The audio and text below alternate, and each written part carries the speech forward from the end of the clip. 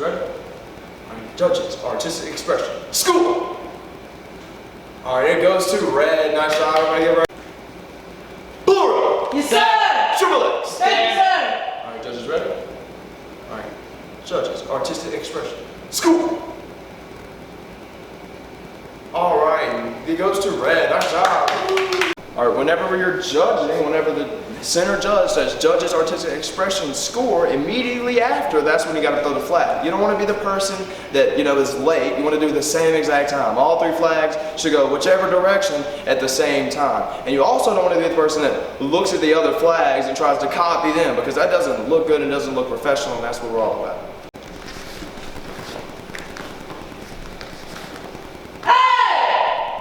And borrow. Yes, sir! And shut. Thank you, sir! Yes, sir! And judges score. And winner is red. Very nice. And balcony. Yes, So you may have saw two of the judges picked red, one of the judges picked white. Now the reason two of us picked red was because the red got it the form correct, while the white person, they got it incorrect. So if one person gets it right and one person gets it wrong, the person that gets it right is gonna automatically be the winner. Now if both people make a mistake, then it will be who has the better form overall while you're judging. Now, the reason one of us picked white is because our judge forgot to pay attention. So while you're judging, you gotta make sure you're focused the whole time on the two people that are doing the form. Grace right here in the red. Yes, sir. And then Sam right here on the white. So we're gonna have red, white. You guys are ready? Alright, balcony. Yes, sir. Should be. Yes, sir. Alright, white don't form. No count. Go.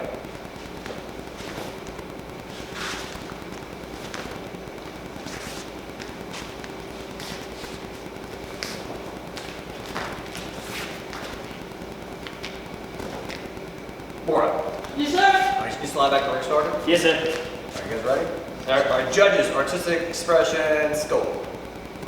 Alright, so we have 3 for red. So red, you can slide up here. Pretty nice. Alright, you guys are dismissed. You guys can shift off. Cool. Alright, so obviously you've probably seen one of those judges. Hopefully it's not you. Hopefully it's not going to be me either. We got to be loud. We got to be excited when we're doing this. You guys traveled for hours coming out here to this competition. We got to be loud. We got to be excited. The parents need to know what's going on as well. They're black belts. They're going to get the form right. They're going to do what they're supposed to. But for you guys, you're running a ring. There's 6-year-olds, 7-year-olds, 8-year-olds. If you're quiet, they're going to be quiet. If you're excited, they're going to be excited. You got to be pumped up, excited, get them moving in the right direction, get them answering up, even when you're just warming up, ready to go. If you're excited, they'll be excited. They'll have a lot more fun. Cod Frazier on red. You mean K Fraser, sir? Oh, yeah. Cod on red. It's pronounced K, sir. Oh, okay. And then Adam Ekland on white. Adam, sir? Oh, yeah. Yes, sir. And then Adam, I need you to scoot over 1 square for me. Adam, sir? Oh, yeah. Oh, yes, sir. Alright.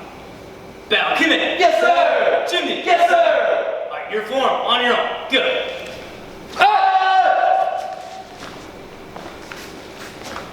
Alright guys, one thing also, like a quick tip for you guys, like looking through the certificates before your competition starts and see if you're going to have some names that are going to give you some trouble. You may not, but don't be the guy or girl that just kind of shortens and just says their first name. Don't even attempt to make their last name. And obviously he was doing this for fun. Like he didn't really try very hard. Obviously he knows these guys, but sometimes I see the guys, they just give up. They don't even try on the hard last names, and then you're calling them up for medals later on, and you're just like, Adam from so and so. You don't even say that. Like, give them a shot. Like, it's hard. Some of the names are difficult. So like, I know for me, like on the sheets, I actually write down how to pronounce it, like the actual how to say it, and try it a few times. That way you can call them up by the first and last name. They seem seems a little more official. They seem a little more excited. I'm sure their parents appreciate it as well, instead of you just either butchering their name or not even attempting it. So give it a shot. You have to write it out, do whatever you got to do, but get that first and last name, especially when you're calling them up, and especially when you're calling them up for their medals as well. Super important. Bora. Yes, sir. Chulin. Yes, sir. Judges score. Alright, you can come tell them your name. Sir.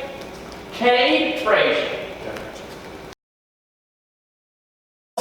Let them do this part. I see a lot of guys that are doing this now. They're like almost skipping that for the competitor because the judges, you're good. You're qualified. You've been scorekeeping a lot. You know who the winner is just because they were on red. Like you already knew it was Cade. You didn't have to wait and see. So you just went ahead and did it, and you kind of dismissed the kid before they even get a chance to do it. You're kind of taking away from their experience. That's part of the winning, man. That's a cool thing. Now, my age, it's not really that exciting to go up there and tell them my name. If I'm a 9-year-old kid I travel to Orlando, that's a pretty exciting thing. So let them have that experience. Let them do that. Don't give them a hard time if they forget to say sir. They're nervous. They're excited.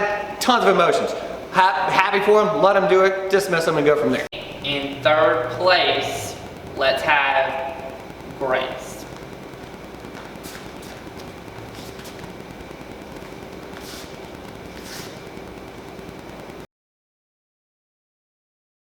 And in third place, from Brandon Simmons for our form competition, let's have Grace Teal. Right here, big medal.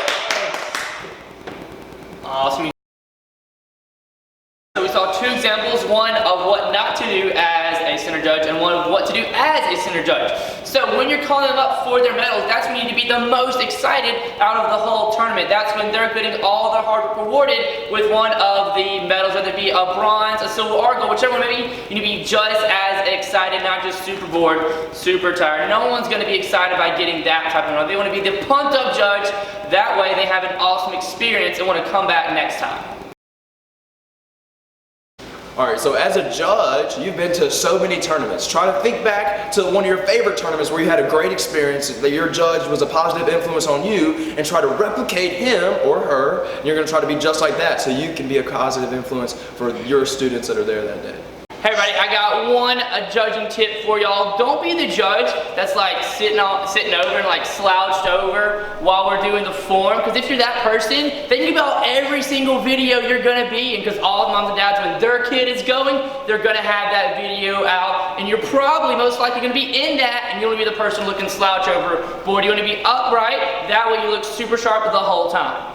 As a judge, you're a great impact on these kids at a tournament. They're going to be thinking about this years down the road. I can still think to tournaments when I was a green belt. So you got to be a positive influence on these kids, because if not, they're going to have a terrible memory about having a bad judge or something like that, calling a bad call or anything like that. Alright, so whenever you're scoring for the form section of the tournament, you don't want to look off to the side whenever they're saying judge's artistic expression. You want to look straight ahead. So like, don't veer off. As soon as they say score, just hold up your flag, looking straight ahead. As a judge, you want to be energetic, you want to be moving around, you want to have a smile on your face. You don't want to be that boring judge that just sits there and doesn't do anything. You want to make these the tournament memorable for them. So have energy and be happy. If you do make a mistake, somehow like maybe miss somebody in the bracket or something, hopefully if you double check everything, you're not going to make any of these mistakes. But if you do make a mistake, don't pass the blame to somebody else. Take full control of the situation and fix it. Do whatever you have to do. Hopefully you don't have to like respar the whole entire ring. I feel like that's happened before. Not in my ring, but it's happened. So double check, triple check, but if you make a mistake, fix it. Don't send the wrong person home with the wrong medal. Don't do it. One more tip is, as the center judge, constantly go through through the day, like giving kind of tips to your other judges. If you see them lacking in a couple areas, maybe they're a little newer, they're a little less experienced, they haven't ran a ring yet, give them some small tips throughout the day. Don't just put your whole ring on them and just take off for the whole day and hope they do okay. Give them some tips throughout the day. Now they may get a chance to be a center judge, or score keep to corner to center. They may get a chance to do all those different things, but try to give some feedback, some positive feedback, but also if they're messing up, you got to let them know as well. But have a positive mindset with them, but give them some tips to kind of help them learn how to be a better judge. It's really hard to do it if you've never done it or never been taught. So share your knowledge. As a competitor, as a judge, your goal is to be remembered for years and years and years. I can tell you so many experiences from my tournaments. We thought a fun segment would be for you guys, for some of us, to name drop some of our best judges that we've seen. Maybe not even the best, maybe the most influential, the people you learn the most from. You saw them, you took away the most ideas and the most tips from how they ran a ring, how they talked with the competitors, how they did everything. So I'm going to name my top four. My top four, no order, these are just four names that I picked. I'm not going to pick my own lineage, like my students, my instructor, that'd just be, I don't know. So I don't know how I feel about that. So these are four outside of our academy. So we have Lily Bowen, Kevin Crutchfield, Britt Harrell, Drew Leopard. Those are mine. And some of my staff are going to name drop some of theirs as well. All right, so 2 judges that I thought have done a good job as center judges in my time in Tiger Rock of while going to tournaments and seeing them judge was Brett Bailey and Jonah Granal. Alrighty, I just want to give y'all a couple of the judges that I have seen, not only as a competitor, but as a judge just watching them. I kind of learned the most from them and kind of how they run their rings. Now, I had a couple others in mind, but Mr. Deere already said those, so 2 of mine are Grandmaster Danny Williams as well as Jennifer Harris.